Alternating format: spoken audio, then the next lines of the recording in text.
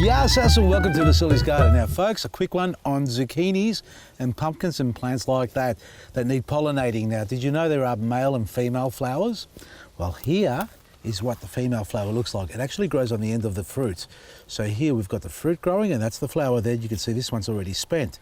Now, for this to continue growing to its full capacity, the flower has a short lifespan before it falls off, and then the fruit falls off. It needs to be pollinated whilst it's in full bloom. Now you can see this one here is finished and it's actually growing quite well. But here's another example where it stopped growing and it's actually yellowed off on the tip there. Now that's happened because the female flower hasn't been pollinated. Now we need a male flower. Now where do they come from? And that's what's going to pollinate it. It actually grows on the same plant, but rather than growing off the end of a fruit like here, which is the female flower, the male flower grows off a stalk. See this one here? And there's another one there coming along. There's one over here that's almost spent, and there's a few over there that are spent.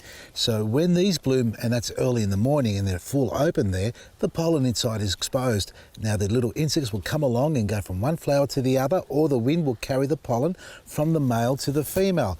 Here's an example of a female flower that hasn't bloomed yet, and you can see the fruit is still quite young there.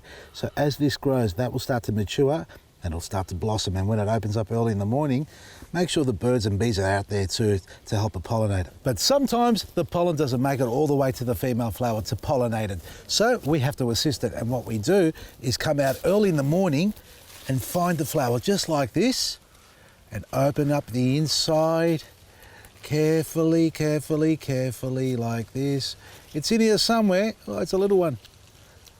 And get the pollen from that. Well, basically you should cut it off. And let me do that for you. Like this, open it up, and then go up to the female flower when it's in full bloom and just dab some in there. And that way we have actually pollinated the female flower, and the fruit will continue to grow to its full capacity. Otherwise, if it doesn't get pollinated, just like this one here, it'll eventually rot away, yellow off, rot away and fall off. So pollinate your zucchinis and pumpkins if you need to, if you're finding they're discolouring.